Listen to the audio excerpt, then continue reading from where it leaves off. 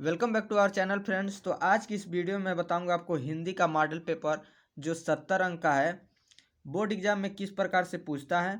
Board exam में आपको 12 question पूछेगा।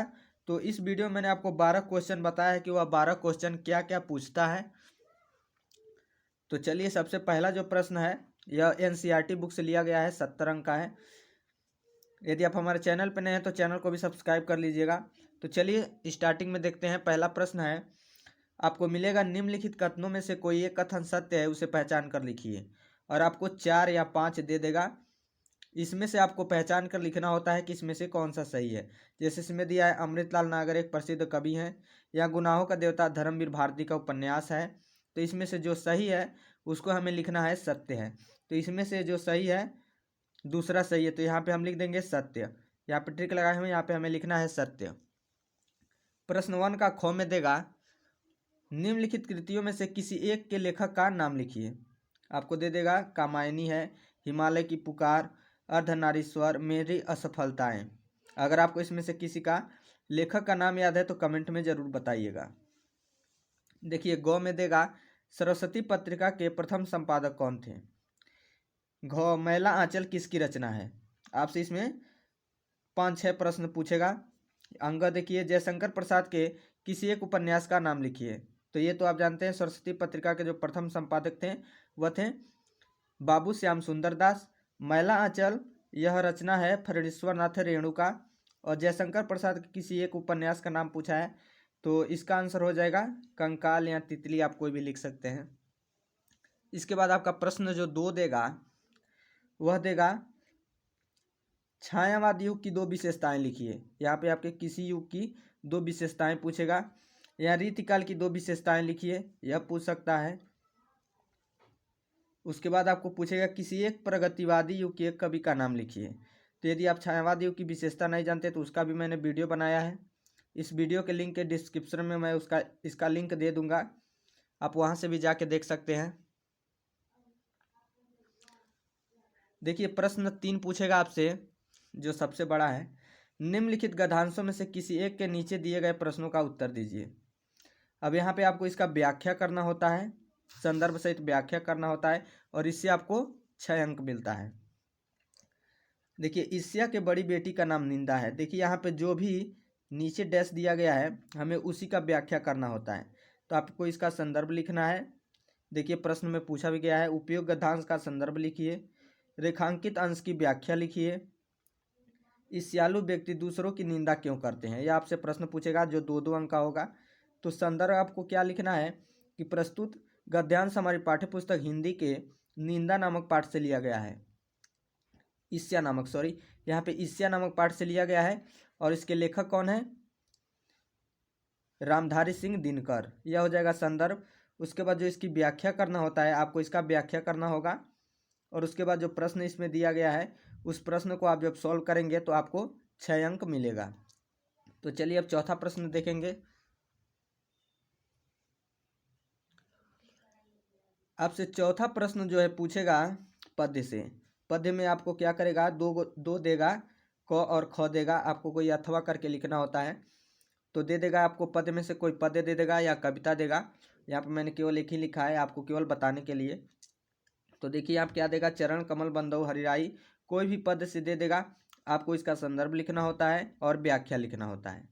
तो यह तो आप जानते हैं सूरदास ने लिखा है।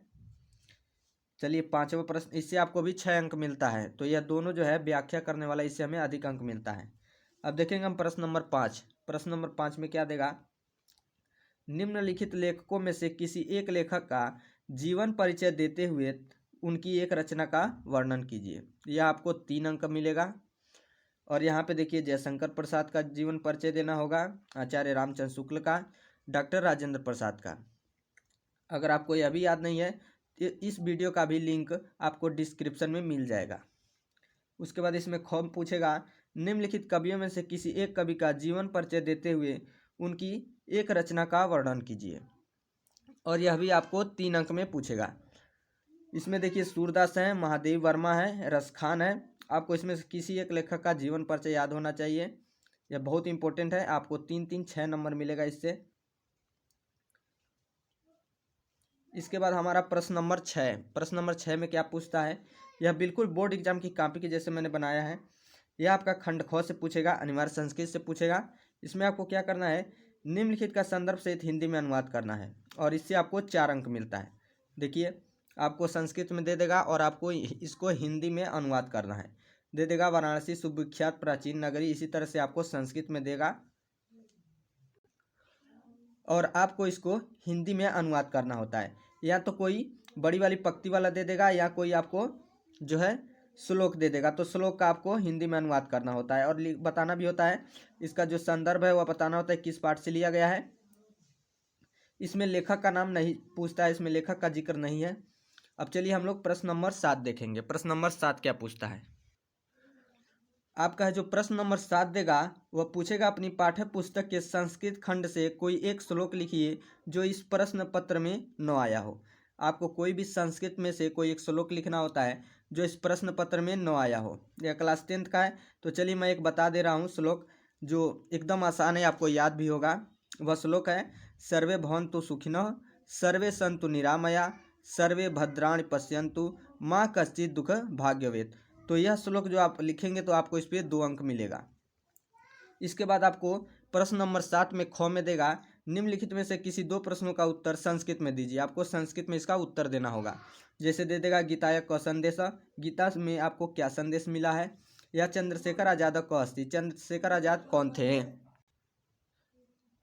तो आपको इसका आंसर देना होगा, संस्कृत में इसका उत्तर लिखना होगा। अब देखिए यहाँ पे कन्फर्म नंबर है, यह 3 जो है एकदम कन्फर्म है कि ये प्रत्येक वर्ष यही पूछा जाता है और इससे आपको 6 अंक मिलेगा। पहला है हास्य अथवा करुण रस का परिभाषा व उदाहरण लिखिए। दूसरा है रूपक अथवा उपमा अलंकार का परिभाषा एवं उदाहरण लिखिए। और तीसरा है इसमें सोरठा अथवा रोला का उदाहरण सहित परिभाषा एवं उदाहरण लिखिए और इससे आपको 6 अंक मिलता है। इसका भी मैं वीडियो लिंक डिस्क्रिप्शन में इसका भी लिंक दे दूंगा, आप वहां से भी जाकर यह वीडियो देख सकते हैं।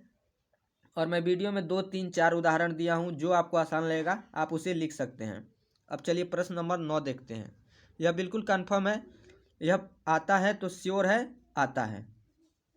प्रश्न नंबर 9 है, निम्नलिखित उपसर्गों में से किन्हीं 3 के मेल से एक एक शब्द बनाइए। अब देखिए यहाँ पे उपसर्ग दे दिया है और इनसे हमें एक एक शब्द बनाना है। जैसे आ दिया है, लिख सकते हैं आदान और आप लिख सकते हैं अनजान। तो आपको 2-2 शब्द बनाना है। उसके बाद देखिए अन्न दिया है तो आप लिख सकते हैं अनुमान, अनुमान।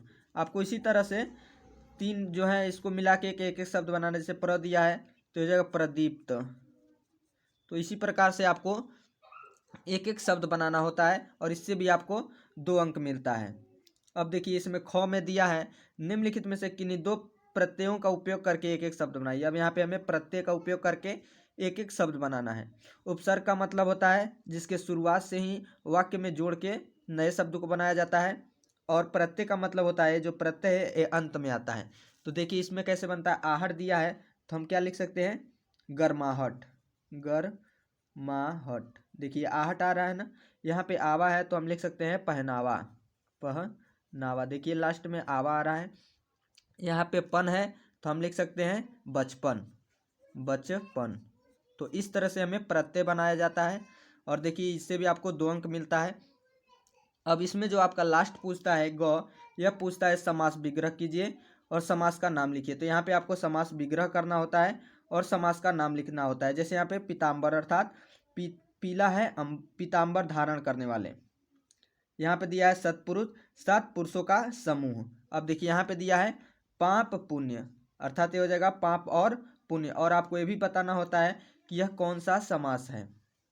तो इस पर भी मैंने एक वीडियो बनाया है जिसमें आपको पूरा समास के बारे में जानकारी मिलेगा।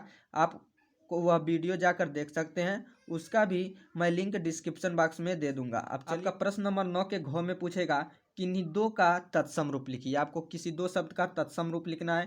जैसे आग का है तो आग का तत्सम रूप क्या होगा, अग्नि। भीख है तो भीख का जो तत्सम रूप होता है वह है भिक्षा। सूरज तो इसका तत्सम रूप होगा सूर्य, अर्थात इसका शुद्ध वाक्य लिखना ही तत्सम कहलाता है। अब देखिए प्रश्न 9 के अंगों में पूछेगा निम्नलिखित में से किन्हीं दो शब्दों के दो दो पारिभाषिक शब्द लिखिए। यहाँ पे आप दो दो पारिभाषिक शब्द लिखना है। पहला दिया है जल, तो आप जानते हैं जल पानी, इसको पारिभाषिक हो गया। बादल का हो गया नभ आकाश, और आँख का हो जाएगा चक्षु नेत्र नयन। आपको इसी तरह से पारिभाषिक देना है, इससे भी आपको 2 अंक मिलता है। अब चलिए प्रश्न नंबर 10 देखेंगे। प्रश्न नंबर 10 क्या है, संधि विच्छेद कीजिए। पहला इसमें कॉम है, संधि विच्छेद कीजिए। आपको ऐसे दे देगा प्रत्येक, तो आप क्या करेंगे, इसका संधि विच्छेद होगा प्रति धन 1, तो यह इसका संधि विच्छेद हो जाएगा। शिवालय है तो शिवा, शिव प्लस आलय, तो यह संधि विच्छेद है। इसी तरह से आपको संधि विच्छेद करना है। ख में पूछेगा निम्नलिखित शब्दों के रूप पंचमी विभक्ति एक वचन में लिखिए। इनका रूप जो है पंचमी विभक्ति में आपको दे देगा मधु अथवा नदी का पंचमी विभक्ति एक वचन लिखना है। फल अथवा मति दे देगा, इसका आपको पंचमी विभक्ति एक वचन लिखना है। चलिए प्रश्न नंबर गो आपका पूछेगा 10 में, निम्नलिखित में से किसी 2 शब्दों को संस्कृत में अनुवाद करो। आपको 2-4 शब्द मिले रहेंगे, 4 रहेगा। आपको 2 शब्दों का संस्कृत में अनुवाद करना है।